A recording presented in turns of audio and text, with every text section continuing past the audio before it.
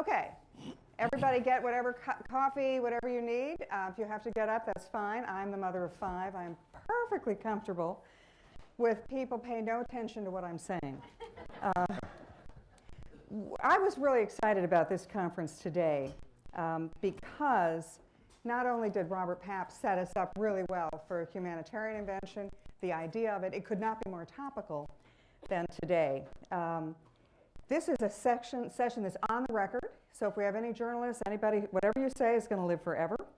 I'm going to open this, have a question and answer with the 2 gentlemen here, and then at about 10:30, 35, we'll open it up to your questions, and then I'd like to have each of you do a summary at the very end.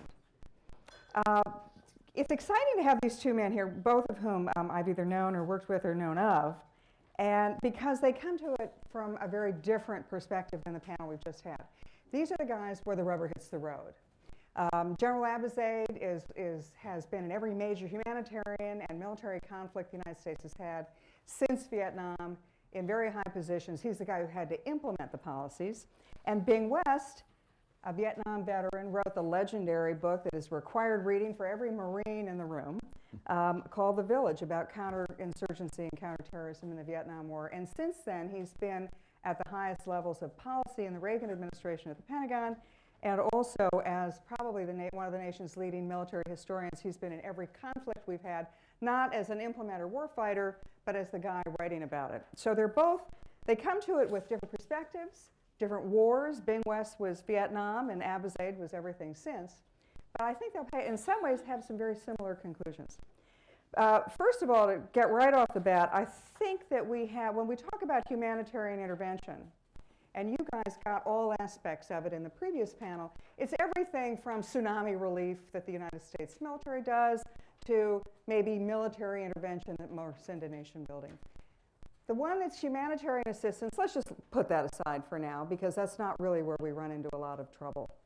And the military intervention part, Iraq, Afghanistan, those are interesting topics, but probably not the venue and purview of this conversation. So I think what we'd like to do is focus on what happens in the middle, when military intervention ends up being humanitarian intervention and nation building, or when humanitarian intervention mission creeps up. So what I'd first like to ask the 2 of you is, how do you see military humanitarian intervention? And then we'll go into more specifics of events. Why don't you start, General? Okay, well, I want everybody to know that this opportunity to be here in New York is getting in the way of me being at Game 3 of the World Series. But I am going to Game 4 of the World Series tomorrow. I'm delighted to be here. Look, policy issues are best left for people that deal in policy, and those generally don't happen to be soldiers. We implement policy. And I'd like to say, having been from Grenada, Macedonia, Bosnia, Kosovo, Lebanon, et cetera, Iraq, Afghanistan, and other places, Somalia. There are certain things that you have to have as a person to implement one of these missions. Whether you're a young officer like I was in the early days, or whether I was a very senior officer. And the most important thing that military people have to have is clarity of mission. I mean, answer the question, what is it you want me to do? What are we trying to get done? How long do you want me to be there? And what assets are you going to allow me to bring? And it's going to be surprising to many of you, but we also like to know, what is the civilian oversight that we should expect in this mission? And how are we going to interact with that? And then what are the other agencies of the United States government going to bring? Or what are the other assets that the international community is going to bring? Also have to say, you need to make sure that you're giving good military advice to your political leadership. You understand that the laws of physics apply to getting forces from the United States to Somalia. It's always very interesting, you know, the president makes a decision, we're going to intervene. Within 24 hours, everybody says, where are you guys? Why aren't you here?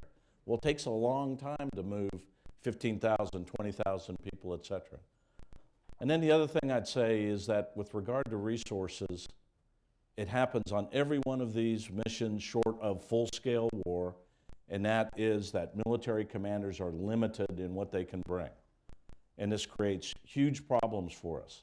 We grow up in organizations that are trained and live together, fight together, know how to do everything together, and then when the mission comes up, a political leader will say, you can't take more than 10,000 men, even though you're commanding a 15,000 person organization.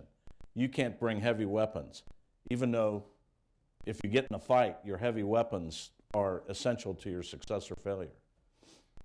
So, clarity of mission, understanding what the dynamic of the end state is, what do the political leadership want us to do, where are we going to get help from outside agencies. These things are hugely important for us, and almost always at the beginning of an operation we get it wrong. Go ahead. Sure. Over to you. We have it wrong right now.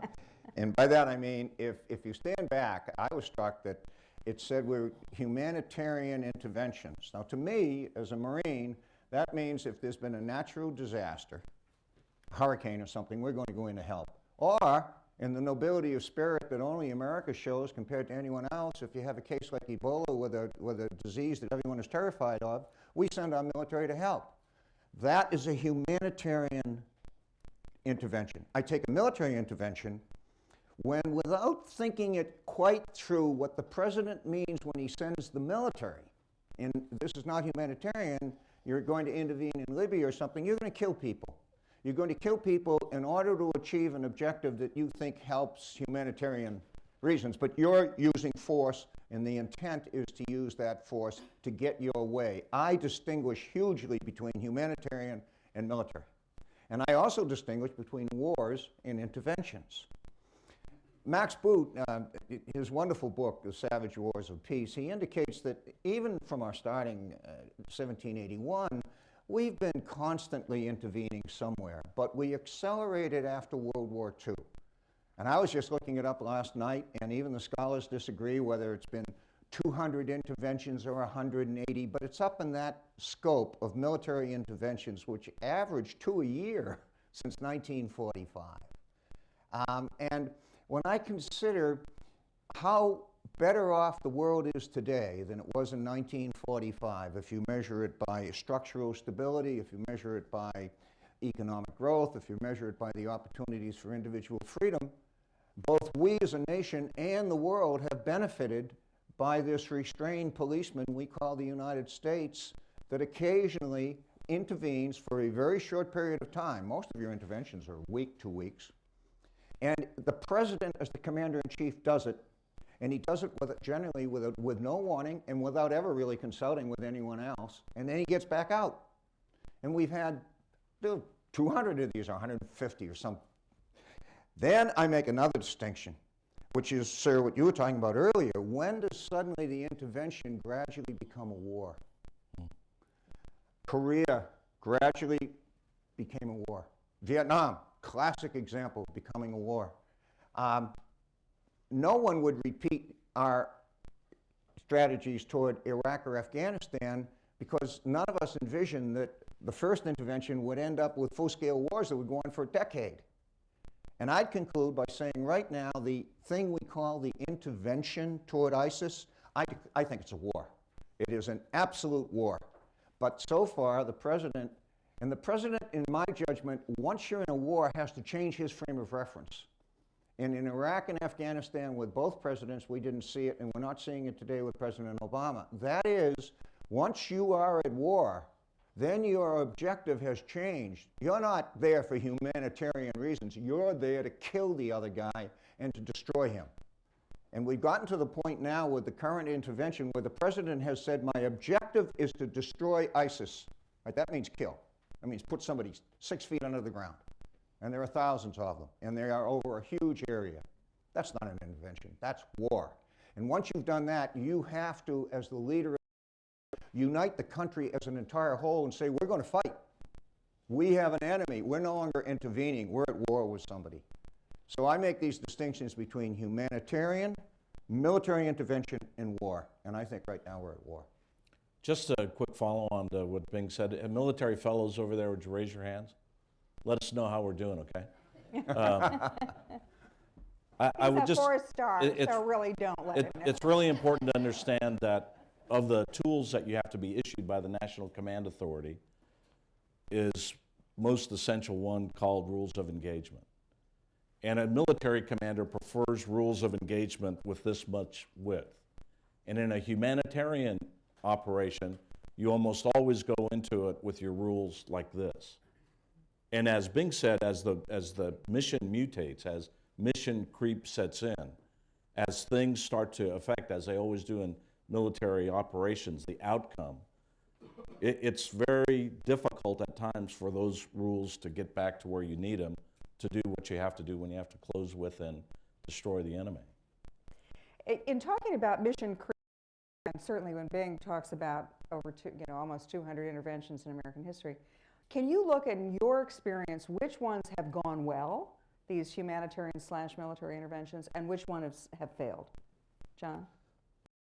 I have been on so many of these, and sometimes you have to make sure you're thinking long term, because it's a strategic outcome that you're looking for. And the strategic outcome has yet to be achieved in Bosnia, by the way. Nor has it been achieved in Kosovo, nor has it been achieved even in Macedonia. We've had short-term success, we've had mid-term success, but the place where I was personally involved as a parachute battalion commander, where I thought we had the most clarity, the best rules of engagement, the most efficient chain of command, was in Operation Provide Comfort. We went in there, we had a very clear mission to relieve the suffering, then to establish a safe haven for the Kurds to come back into northern Iraq, then to protect them from the Iraqi army. And we were able to do that in a way that I thought was one of the most successful interventions of its kind that I've ever been involved in. Interventions that go badly or become prolonged are those where you start off with what I would call a historic, incorrect assumption in the planning. And for example, in the Iraq operation, I would call that there was a heroic assumption that this was about liberation. And it created a dynamic in force structure and the way that we established the mission to begin with that constantly found us having to catch up with the problems of insurgency after the initial very successful combat operations. Bing? I think interventions are most successful when the stakes for both us as the intervening power and those with whom we're intervening either for or against, when the stakes are not existential, when they're somewhere in the middle. And so Dominican Republic, when I'm 65, I hate to bring you all the way back there, or Lebanon in 58, but anything where it's neither side wants to push this to total war and destruction. Then you look at us as the 600-pound gorilla and you basically say, you know, I better give way to the United States on this, because with one blow, they can push this thing to a degree I don't want to go. So when the stakes are intermediate, our interventions work well. When the other side is seeing this as an existential threat, and we're still seeing it, as John was indicating, as something we can do, but we're not fully committed, then we get smacked right in the face. And that's what happened in Vietnam, and that's what happened, I think, in Iraq and Afghanistan. That's what's happening now in Syria. Conversely, remember Hungary. When President Eisenhower looked at Hungary, and the question was of watching those poor people be slaughtered in 56 when they arose against the Soviet Union, he basically said, I'm not willing to go that far for them, so I'm just staying out. There won't be any intervention. And ironically, what I'd just like to follow up a little bit on a personal note with General Abizaid relative to both in Iraq and Afghanistan and now in Syria, that we underestimated the ferocity of these son of a bitches who are called the Islamist terrorists. In March or April, I forget which month, John, I was out there with a Marine company when the four-star General Abizaid came, and he was coming into the town hall of Fallujah to get together with the sheikhs, and he was going to lay the law down to them, because we had had a helicopter shot down, and he was furious about this, and he insisted he was going to have this meeting. And I remember the Marines were saying, we're going to have the four-star, and he's going to go into the town hall, and we're going to protect him. And they said, yeah, that's the deal. And we all knew this was going to be a firefight. And sure enough, I don't think John got through 5 words before the RPG started in, and then the mortars on the roof. So we ended up in this huge fight because the mullah who was in charge of the town, by the name of Janabi, was an absolute dedicated Islamist. And interestingly enough, afterward, when John got out with just a couple of nicks, Janabi stayed in charge and then left. He went to Damascus, and today he's back in Fallujah, running Fallujah. Oh, Yeah. You're dealing with some real dedicated diehards, but we still have John with us. well, this is the Council on Foreign Relations, and they've checked the guns at the door. Let me, Thank you, know- Bing. Thanks for bringing that up.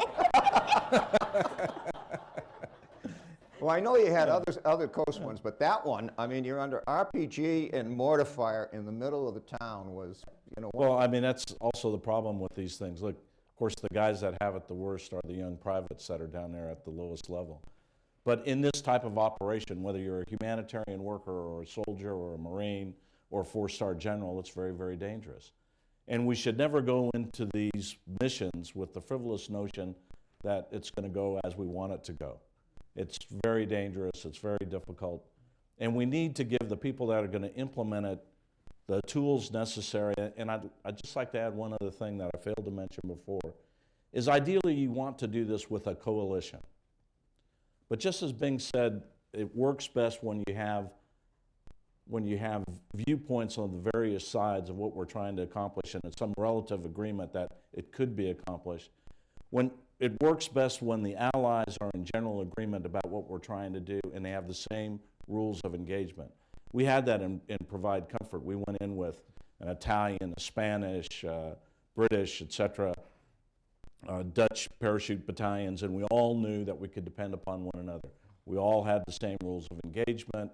When we had to fight or had to maneuver against the Iraqis, we were all very confident of how that would work. In Kosovo, it was very interesting. We Americans had very, very restrictive rules of engagement. I remember the French got in trouble once up in Mitrovica, and they asked for American assistance, and our rules of engagement were such that we were unable to bring assistance to them. We always think of ourselves, of course, as having the biggest, baddest gorilla on the block, and we can do all things and be all things to all people, but sometimes we fail our allies as well.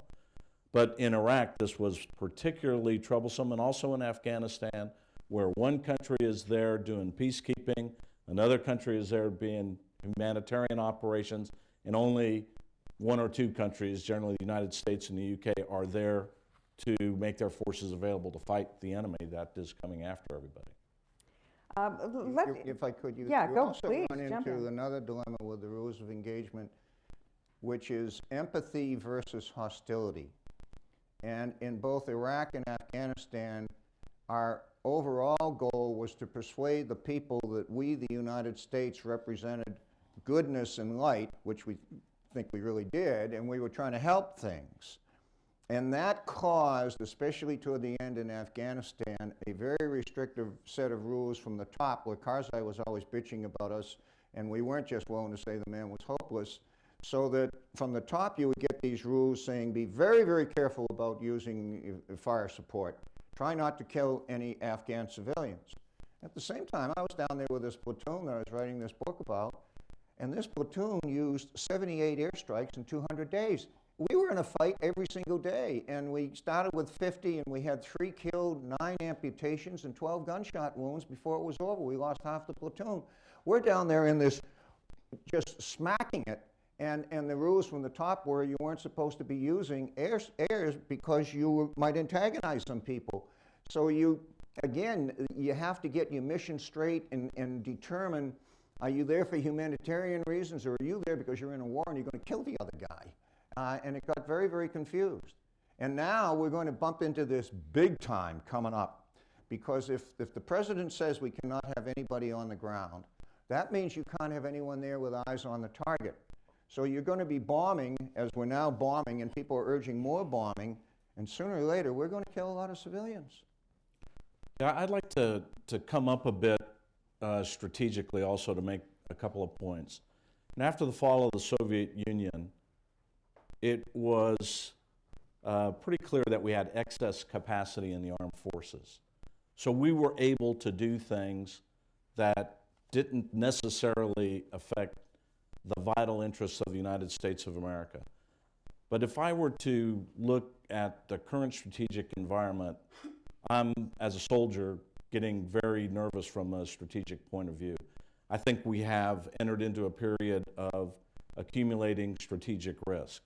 And while it was one thing in the period 1991 to 2003, 4 or so, to commit forces, now you've got a rising China, you have an aggressive Russia, and you no longer have Islamic terrorist groups. You have an Islamic terrorist jihadist state that has formed in the middle of a disintegrating Middle East, where the old World War I imposed European order is falling to pieces.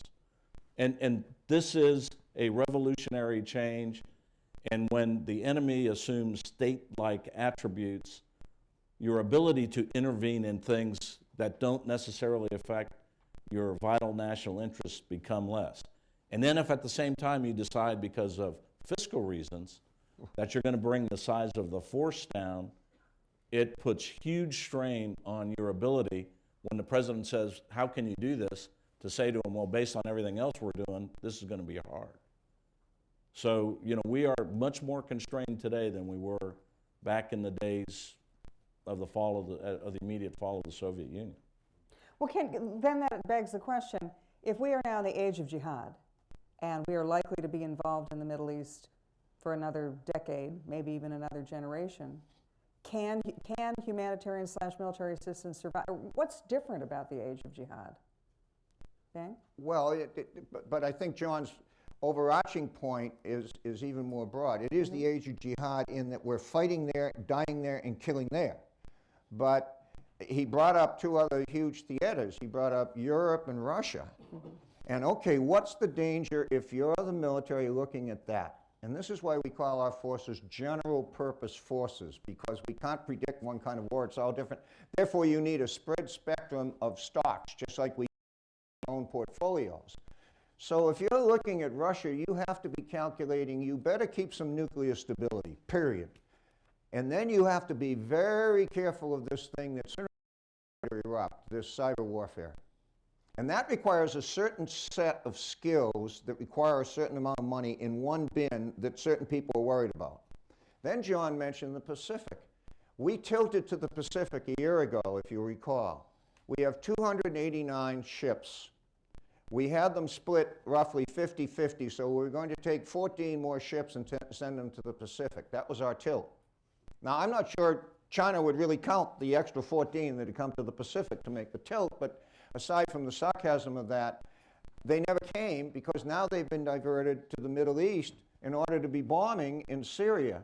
So you have China, which manifestly wants to have more control over its sphere of influence. That is manifest, and you have a Navy, the United States Navy is very concerned about that. Their budget's going down. The budget for cyber, et cetera, is going down. The poor United States Army is being pulled down. And yet they're the ones that are going to be front and center with the Marines and the war and jihad eventually. I'm convinced that that's going to happen. And we're saying we're going to drive the gross national product of dedicated to defense down to 3%, which is the lowest since 1927. How do we do all this in an age of jihad, in an age of huge uncertainty? So I think John is dead on when he says the risk is gradually strategically growing because we cannot put all our eggs in one basket and we don't know which one is going to erupt. If you want to take a look at this argument, I just recently chaired with Bill Perry a panel called the National Defense Panel. We comment on the Quadrennial Defense Review, but it essentially says there's a huge mismatch between our strategic posture, our resources, and our ability to deal with potential problems that will undoubtedly emerge out in the mid-21st century. So I think, you know, the issues of what's happening in the Middle East are lost on us because we sometimes want to look at the problem through the soda straw of a country-by-country problem. But when you look at the map and you see where jihadist activity is rampant, and you look at the various groups, you know, we want to talk about Al-Qaeda. If I had $1 for every general or politician that said we've got Al-Qaeda on the ropes, you know, I'd be a rich person, because it's not really about Al-Qaeda. It's about an ideology of Islamic extremism, which unfortunately is stronger today than it was back in 2001. This is a problem not only for the United States, but most importantly for the people in the region. And I think in order to deal with it, you have to use some form of military force to give the moderates, who fortunately are the majority of the people in the region, an opportunity to find space to govern themselves without help from the jihadists. And in Iraq and Afghanistan, we made huge mistakes about supporting sectarian forms of government, and we never properly allowed for Sunni reconciliation. So we've got the Sunnis now moving to where they think their only safe haven is. And it's one of the worst ideologies and one of the worst bunch of people I can think of, but for the people in the region, it's a better haven than that they've had heretofore. If you're talking about the mismatch between resources and existing and potential missions, then it brings the question, well, should we use the military at all for humanitarian assistance? Should we use the military for nation building? And if we don't use the military for those, who do we use? Bang, you know you want to talk about this. Look, if we want to, no, I mean, I'm just a Marine. I mean, we exist to go out and fight and win battles, period. Okay, if you want to tell us to go and help some people after a hurricane or something, depending on everything else going on, fine. We're all willing to be, and I think America does honestly have a feeling of moral imperative to help others, and I hope we never lose that. The dilemma becomes that we are being stretched so taut that where you find these resources to do what we did toward Pakistan a few years ago, where we went in when the floods were there and we helped, we gained nothing with Pakistan by doing it, perhaps ever, but we did it because we felt we should. We've done the same with Bangladesh, et cetera, and God bless us. But I don't know anymore, KT, where the resources are. Mm-hmm. That's my problem with it. I just don't see that we have the resources. So I think you're going to see us very reluctantly sort of saying we're kind of like France. We'll put in a little tiny meager bit, but we don't have that muscle you ordinarily think the United States has. Look, basically, I am not a political guy. I'm not making a political comment here. We do what the president tells us to do. That's our job. And unless it is illegal, we will do it.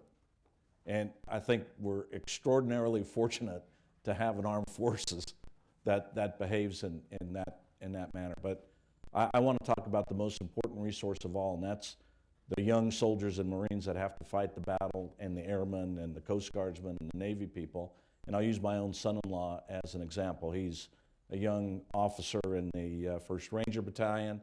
He's been to Iraq or Afghanistan 10 times. He has been wounded. He's got 2 kids. He's a heck of a soldier. He's a professional soldier, and him and about 0.1% of the rest of the nation are bearing this brunt. And that's a hell of a responsibility to put on them. And as we're bringing the force down, it's interesting to me that our discussion about how we mobilize if we need to ever fight a big war is nowhere in existence. Yeah. So the ultimate responsibility of the United States is to keep us free, of the armed forces of the United States, is to protect the nation, keep us free, win our wars. And a subset of that might be humanitarian interventions. But when we start cutting into our ability to protect the nation efficiently, effectively, this is not to say we don't have waste, fraud, and abuse in the Department of Defense, right? We do, of course, and it can be more efficient. But right now we're asking the young people that are out there defending the nation to do more with less. And that's dangerous for people that have the missions that we've assigned them. And it becomes dangerous for the nation if the accumulating strategic risk that Bing and I have talked about continues. If I could, KT, there is one other aspect that I think, relative to just what John said about who's fighting for us, that's worth all of us pondering. And that is that overall for the Marine Corps and the Army and the Navy, the dwell time is 2 to 1 now. It's 2 years at home for 1 year abroad somewhere. That's pretty tight. But more interestingly is that 75% of all our youth do not qualify today for the military. They do not have the requisite education, intelligence, or physical abilities. 75% are disqualified.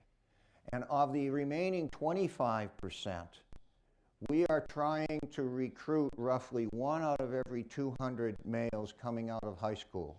And we're doing it successfully because we only have, when John mentioned his son-in-law being in the Rangers, who are closest to the combat are only about 10% of all our forces, including the Marines.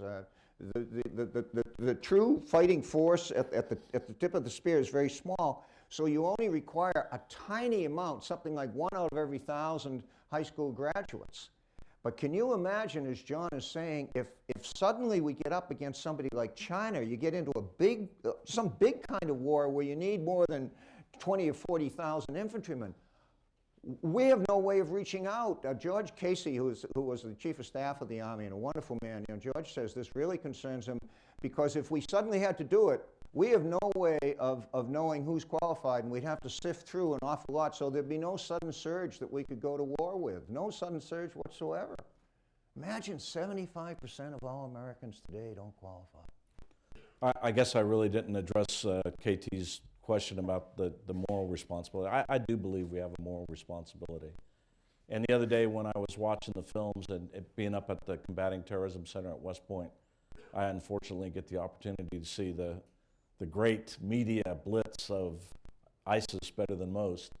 But to see young Shia soldiers being herded into a ditch and being shot in the back of the head, it tells me exactly what I used to see on the newsreels of innocent non-combatants in Latvia, Lithuania, and Estonia being herded into those ditches by the Nazis and shot in the back of the head. And we do have a responsibility to do what we need to do to stop that sort of thing from happening. But if we do it, we have to do it in a way that will be effective and not inadvertently make the problem worse. Can I just ask, before we're going to now go to questions, but can you raise your hand for all those who are either in the military, have been in the military, or have family members in the military? Small number, and this is the elite of the elite, so I think that says something as well. All right, now we're going to go to questions from the members. I'll go back there. Gentlemen, wait for the mic, tell us who you are, and ask your question succinctly. Okay. Paul Skachillis, I work for the World Food Program in Jerusalem. I've been involved in humanitarian interventions on the humanitarian side, not the military side, in a lot of different places in the Middle East. I think KT asked a good question about should humanitarians do humanitarian work only and leave the military to the military. There's a third track that I think you alluded to, but I really would like to hear your opinion on. It's the political track. Whether our leaders can articulate the national interest in humanitarian interventions. And we talked this morning, it was mentioned by the panel that the costs for messing up an intervention are very high. The cost of doing it right, or the benefit of doing it right for political leaders is often very low.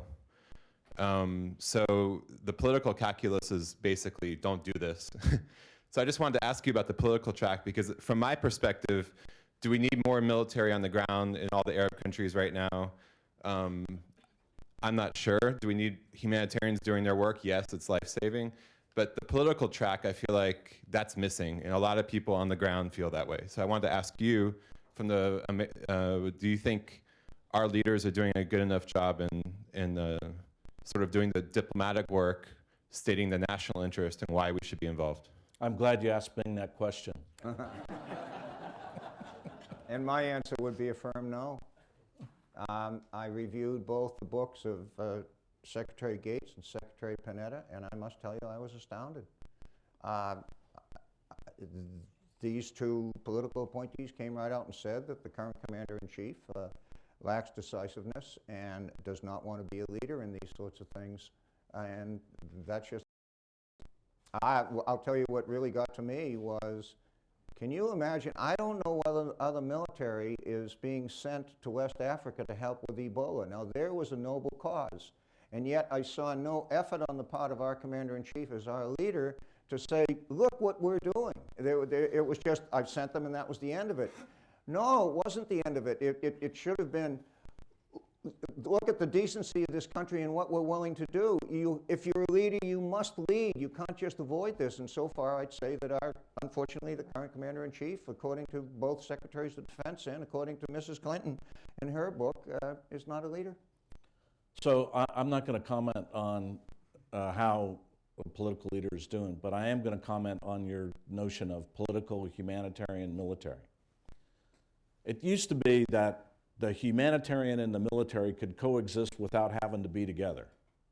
And we saw that in particular in Somalia, and we saw it in very many other places where we've intervened. And people like the Doctors Without Borders were very, very adamant about not having military people around them. We would try to provide an environment, and we would coordinate deliveries of food or medical services, et cetera. And that was a very effective way of doing things because the other side of the conflict would often honor what the humanitarian people were doing. In today's battlefield, that no longer exists. The neutrality of the humanitarian groups has been taken away by the jihadists. And this creates a dynamic where, whether we like it or not, when we make a decision to go in on this, we have got to work together. And we have to establish some protocols for doing better than we've done in the past. I'd also say that in my experience, where you have firm civilian clarity and control of the mission, like we did in Bosnia, and as much as I didn't particularly like Carl Bildt, he was a firm civilian leader in that mission, you have better effects from the other aspects of the mission than when you have either no civilian command and control or the lack of it. So it seems to me that sometimes we try to go to civilian control before we're ready. We tried to do that in Iraq. We tried to go to civilian administrators when it should have really belonged to military people until we got through the stability phase. And then we went excessively towards military people without having firm political endeavors moving forward in that particular mission. So I think when you're moving a coalition in, if you can agree upon the political command and control structures and have it really well established and clearly agreed upon by the various coalition members, you'll find out that ultimately it's going to be much more successful. That was the case in Bosnia. That was the case in Kosovo to a certain extent. And it hasn't been in some of the other more difficult missions that we've been on. Over here, the lady in the black sweater. Sorry for those of you who had to hear me on the first panel. Since we're talking about lessons learned, I wonder, General, what you think the lessons learned are from the Iraq intervention, and particularly given that a few weeks ago we had heads of state, the head of state of Turkey and the foreign minister of Iran, bordering states, who attributed the rise of Islamic State and jihadism in part to the American intervention in Iraq. Of course, as Mr. Bing would know, Janabi and the Shura Council that he headed, the Mujahideen Shura Council in Fallujah, didn't exist before the American intervention. And whether just the very image of having an American general in Fallujah laying down the law to the people of Fallujah, whether that is part of the problem. Well, the real problem is the spread of Islamic jihadism. And this is not an American problem, it's a civilizational problem of the Muslim world. And if they want to exclude women from their rightful abilities to be educated, to be participants in the future of their civilization, if they want to kill people without any sort of remorse, if they want to do all the things that they're doing, and they have been doing well before we ever intervened in Iraq, I would say we've all got a big problem. What we have to do is figure out how to help the people in the region help themselves. And that means we have to squarely face the problem of Islamic extremism, call it what it is, face it, help the people in the region help themselves against it to the extent that we can, but not kid ourselves that what's going on here is some aberration caused by some intervention a few years ago. This is a revolutionary civilizational movement. And we're either going to all work together to stop it or we're all going to suffer from it. And I look at it, and of course I'm a simple military guy, as I look at it, we're moving towards not being able to stop it. And I think it is very important that we get our act together internationally and with the good people in the region, which are many and of whom I have great respect. The reason I went to Fallujah to tell them to get their act together is not for the fact that I wanted to kill those guys. It was because I wanted the good people in Fallujah to have a chance, and they didn't have it with the people that were there. The gentleman in the middle, in the center. First, this man in the, with the beard, and then secondly, the one with the right hand on the mic. So first, second. Saul Menlowitz, Coalition for United Nations Emergency Peace Service.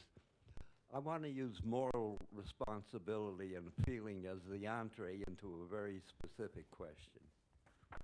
What, if anything, should the United States do with regard to Syria?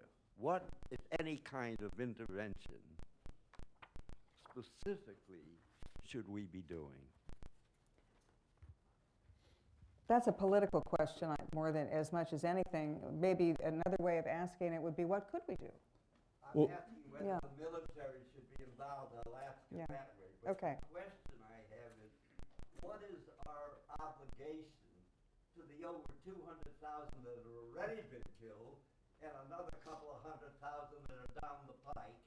What, if anything, should we do about it? Since I am unfettered, General, do you want me to launch out as a Marine would first? Yes, you're very good at it. I think you should. I think it's pretty clear that the first thing we would do is we would go to the Sunni tribes whom we betrayed. If you consider what happened in Iraq, the reason that the awakening began was that Sheikh Sattar, who was, in my judgment, the George Washington of the Sunnis in Anbar province and in Iraq, before he was assassinated, I asked him, why did you fight us for 3 years and then come over? He said, you didn't understand. He said, we Sunnis had to convince ourselves. What he meant was they had to convince themselves that they could not come back into power again over the Shiites. And he said, once we had convinced ourselves, we wanted to be with the strongest tribe. The strongest tribe, meaning they want to come over to the American side. They never said they were coming over to the, as they call them, the Persians in Baghdad. But we let them down because when we left completely, we left them to the tender mercies of Maliki. So the notion, the proposition today that we are now working on is that we are going to persuade those same tribes to come back again under Baghdad, and that the Iraqi army is once again going to seize Fallujah. Me as a Marine, I'd say, hey, stop. Sykes-Picot drew these boundaries in 1916. So we can even go back beyond the Bush administration. And they're no longer intact. So we'll send out our ODA teams, our Special Forces teams, to work with them in order with these tribes who know us quite well. They really know us. To say, basically, we're going to be here with you, and we're going to call in that air, which is the big equalizer, and we're going to put some backbone into you, and this time, we're going to do what we basically did with the Kurds. We're not going to put you back under Baghdad. We're not going to say you're not going to be under Baghdad, but we're not going to say you are going to be under Baghdad, and who knows what time will bring, and I'm not going to pay any attention to this border with Syria. Wherever those bastards are, we're going after them, and we are going to kill them. And how you work that out later, I'm going to leave to somebody else. And I would be very careful with Baghdad, because Baghdad right now has, General Suleiman is there. Yeah. This son of a gun who's in charge of the Quds Force is now in Iraq. And I don't get it. And the Iranians are still overflying Iraq when they're going to help Damascus. And I would basically say to the Prime Minister in Iraq, that stuff stops now, and no more of these overflights. And then I would just absolutely put a no-fly zone on Assad and say, you're out of here. Sooner or later, we're coming for you. But you are not going to be attacking these people. And every time you do, I'm going to unleash hell against you. So if you left it up to a Marine, I'd fight a war. So from a strategic perspective, I think it's really important that we get the notion of Syria and Iraq and Lebanon and Turkey out of our mind, because the Middle East, as we know it, is in the middle of reordering itself in a historic way. It's as profound as what happened to Yugoslavia. The old order is breaking down, the new order is starting to form, and it is going to be very, very difficult to put Humpty Dumpty back together. There's an independent state in Kurdistan for all intents and purposes. There is an independent Sunni state, unfortunately, we might as well call Sunnistan, that expands into both Iraq and Syria, and ultimately will try to go into Jordan and northern Lebanon. These are profound changes that the international community has to first admit that it's happening. And then they have to come up with a action plan in conjunction with the good people in the region of how you have to deal with this thing. I believe that you have to make a decision. Either you're going to intervene or you're not. But if you make a decision that you're going to intervene without your full capability of assets, you are doomed to failure. And so I think land forces have a role, whether we like it or not.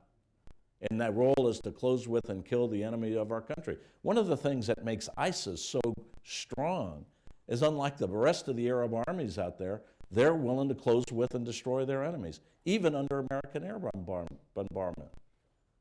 And the best armed forces in the world to be able to deal with this problem, that have operational and intelligence capabilities that allow them to be successful on the battlefield, are the land forces of the United States. By the way, I have never been a fan of occupation of the Middle East. Didn't work for the Romans, didn't work for the British, and it didn't work for us. But I am an advocate of using armed forces wisely. And that can be done in a way where you station forces and move them about the battlefield to have military effect, so that then the politicians can do what they need to do, which is coordinate the intelligence, the diplomatic, the economic, the educational actions necessary to knit a society back together again. Military forces only buy you time. And this is the great problem that we Americans have. We think they do everything. They don't. The political action then has to swing into action in a coordinated and a coherent fashion. And I don't see any evidence of that taking place with regard to Syria, regardless of what the problem is. You know, it's funny, when the general was talking, I have just been thinking of saying, you can't put Humpty Dumpty back together again when the general said it. I mean, it's staring us all in the face, but we don't want to admit it. Okay, gentleman in the middle with his hand on the mic. I'm Bill McGowan, journalist, author. I also run a blog called Coloring the News, and this is an exceptionally great panel. I really appreciate it. My question is for Bing. I'm a big fan. You mentioned that we need at the front end to do a better job at assessing whether our intervention represents an existential threat to a party in any given conflict. That seems interesting. I'm wondering, though, how good are we at assessing whether our intervention itself might lead to the perception or crystallize the perception in a party that may not have seen us as an existential threat at the front end, but as it proceeds? I'm thinking with certain peacekeeping efforts in the recent history, the British in Northern Ireland, the Indian peacekeeping force in Sri Lanka in the late 80s, early 90s, Somalia. I mean, even Iraq, you could look at our relationship with the Sunnis in that light. Are we good at kind of understanding the Heisenberg effect of what kind of our intervention might do, and looking at all those variables, or is that something we need to do a better job with in terms of our checklist going into certain conflicts? I think, Bill, it's the latter, and I say this because the tendency of this, that should be the job of the intelligence community. When you're in the meetings just below the president, and sometimes if you're a backseater in the meetings with the president, there's a tradition that the intelligence community starts first, and they lay out the context, especially on the enemy side. But you know, you're saying something where the agencies are very reluctant to get into because someone will pin them for it later, which is whether you're causing an effect by what you're starting to provoke. And so I'll turn it over to John, but I have not really heard somebody really stand up and show those signals. Look, sir, if we do this, that may be taken as existential by these people, although son of a bitches may have it already in mind anyway. So you have to be prepared to go a lot harder than you're thinking you have to go. But I very rarely have heard the intelligence community come out and put it that starkly. John? Look, these things are all very difficult. I had just redeployed from Kurdistan. We had been there at the end of the Iraq War, the first Iraq War, and my battalion was stationed in Italy, and I was minding my own business, having a good time. And then I was posted to the War College and subsequently given the opportunity to go to Stanford University while I was there. And so my wife and I were having a great time because we're from that part of the country. And I get a phone call, and they say, we're intervening in Somalia, and we need you to go to the 10th Mountain Division headquarters in upstate New York and talk to them about your experiences, which I did. And then I found out that, oh, by the way, I was going with them. and anyway, so we're there, and the mission is actually going quite well. And we're really helping a lot of people, and we're feeling very good about ourselves. And I'm talking to some Somali tribesmen around the campfire at a place called Baidoa. And one of them, we're talking in Arabic, and he says to me, you know, you guys don't have very good security on your convoys. And that could be a real problem for you later on. He said, well, what do you mean? He said, you know, once everybody gets fed, we're going to start attacking you guys because you really don't belong here. And you have a lot of good guns and you have good vehicles, and we're going to capture. I mean, it's a warrior culture, right? and I can guarantee you that in the run-up to the intervention, people weren't thinking about what was going to happen. And sure enough, what happened? We then started to have a war with the tribes. Gentleman over here, who's patiently had his hand up. My name is Donald Shriver. I'm the former president of Union Seminary up in Morningside Heights.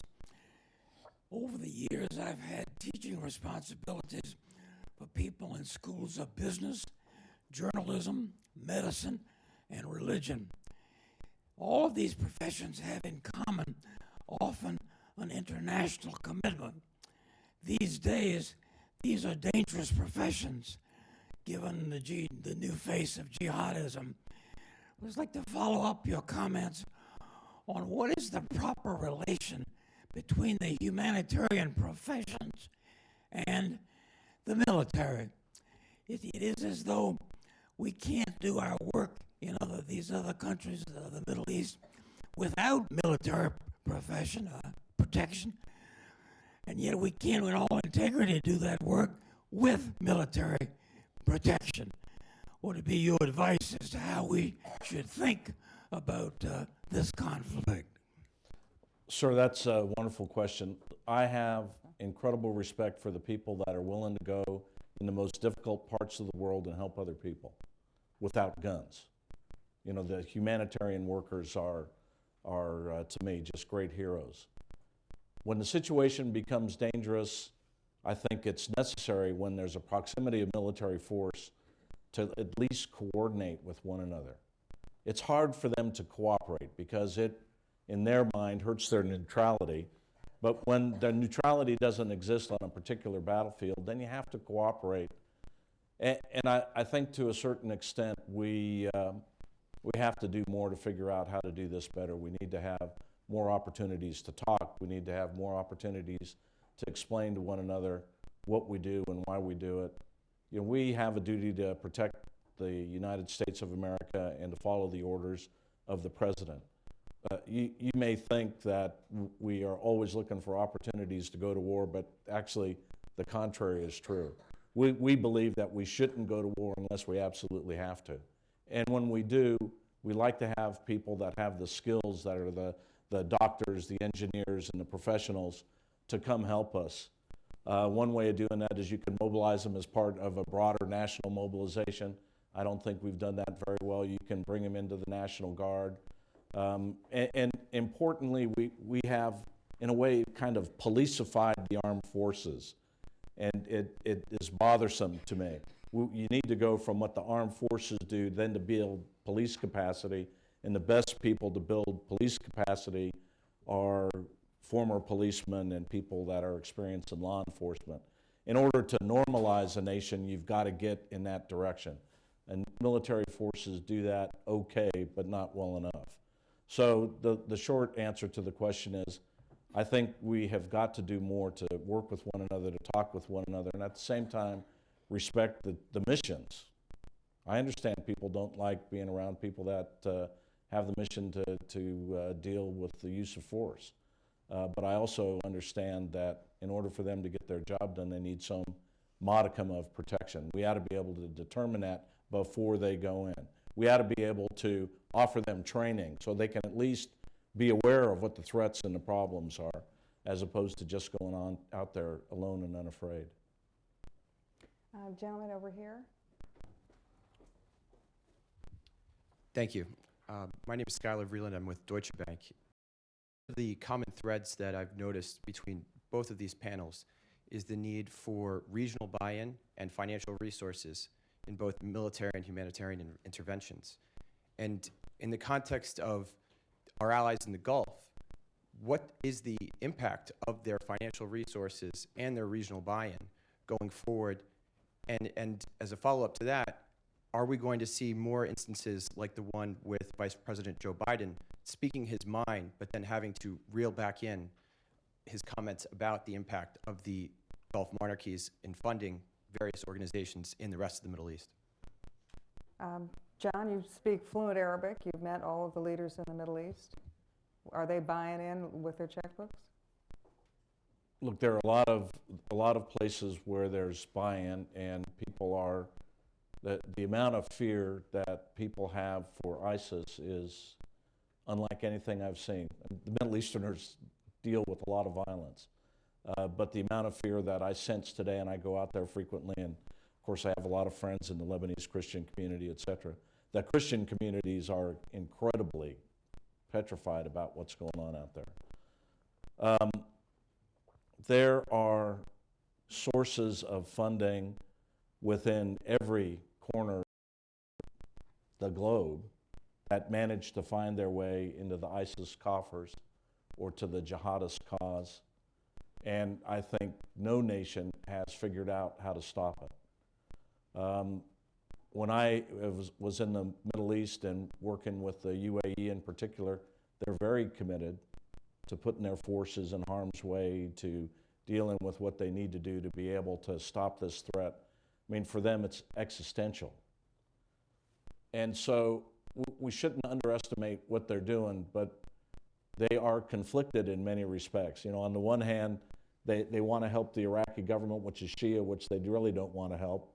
And on the other hand, they don't want to help Bashar al-Assad. And in order to really help him effectively, they've got to give some sort of support to some of the Islamist elements. I'm not saying the jihadist elements, but the Islamist elements of the resistance, which are more effective than what I would call the moderate elements. So look, this is about as confusing a patchwork of problems that I've seen, but they are using their resources in ways that I think are effective. I was surprised to be in Saudi Arabia and see the Saudi Arabians program for dealing with jihadists that they identify. They go to the person's family. They put a full court press on trying to bring the person back into what they would call the normalcy of civil society. It's only through these kind of measures that we'll be successful. We can buy them time and give them help, but ultimately the good people in the region got to figure out how they're going to stop this themselves. Probably not a good answer to the question, but we should not underestimate how worried the average person is over there about what is happening. Conversely, the converse, I think, John, of that, that infuriates us, and especially the journalists who are watching it all the time, is that we put ourselves with our own allies in I think, a terrible position of not asserting ourselves. And that is, we gave all this money to Iraq, and they're thieves. We gave all this money to Afghanistan, and the Afghans are thieves, and we know it. And we know they're stealing systematically on a huge basis, and we know who the people are who are doing it. And because our concept was nation building, we conferred upon these punks sovereignty so that they have the right to steal while we do nothing about it. And it is absolutely, in my judgment, infuriating that the troops, the Iraqi troops who fell apart in Mosul had not been paid in 3 months, not a cent. And the only way we pay, all the way down in Helmand, where I was with these Marines until we pulled out, the only way we paid is that we sent a helicopter all the way up to Kabul who got the money, and we paid them because we absolutely did not trust the Afghan system, and that continues today. The general, our commanding general over there today, General Campbell, every month he pays the Afghan army. He does not allow that to go through the Afghan system because it'll be stolen. I don't have the solution for it, but I think we've been a little bit patsies about not just taking some of these guys and saying, you're fired, you're out of here. It drives us at every level a little bit crazy, the degree. And you know what it also indicates? They don't give a damn. And that really gets pisses you off. They're stealing from their own. So, as John indicates, it's a very complex problem. Look, I also, thanks, Bing. I tell you, we could, of course, stay here all day talking about this, but as much as I abhor what the ISIS stands for and what they do, I'll also tell you that when they take over a Sunni village, one of the first things that happens is they'll get bulldozers and they'll pull the trash out of the streets. They'll get diesel fuel to the generators and cause electricity to flow. They'll tell people, we're going to live by the Sharia, and this is what it means, and you're going to follow it, and we're going to chop off a few heads, but most of you are going to be happy that we've got stability here as opposed to what we've had. And corruption, whilst not completely absent, is less under them than what they've experienced for most of their lives. So that's what makes this ideology so difficult. And we've got to find a way to find good, honest people willing to attack corruption that we can collectively work with to hold accountable. Like Bing said, I agree with them completely. I'll just finish with one little thing. You know what we haven't seen yet, which I think we are going to see over the next 3 or 4 years? We haven't yet seen, John, an Arab strongman emerge on our side. You know, we haven't seen a Sadat or a Nasser. I think eventually somebody is. I think eventually there is going to be a strongman who emerges. I can't say who it's going to be, but I think it will happen. I think we have time for just one more question because I'd also like to have each of the gentlemen give concluding remarks. Okay, I hope this is a good concluding question. I'm Barbara Demick. I'm a press fellow at the Council on Foreign Relations. I hear a contradiction in what you're saying, General, about the financial constraints on the armed forces and the need to address the ISIS problem. You know, really, what is our responsibility in the Middle East? If this is a profound historic reordering of the Middle East, why is it our fight? Is it because, you know, we broke it, we bought it? And I just moved from Beijing, where I was the last 7 years, and the Chinese attitude, another rival, is, you know, let's stand aside and see who wins, and then we support the winner.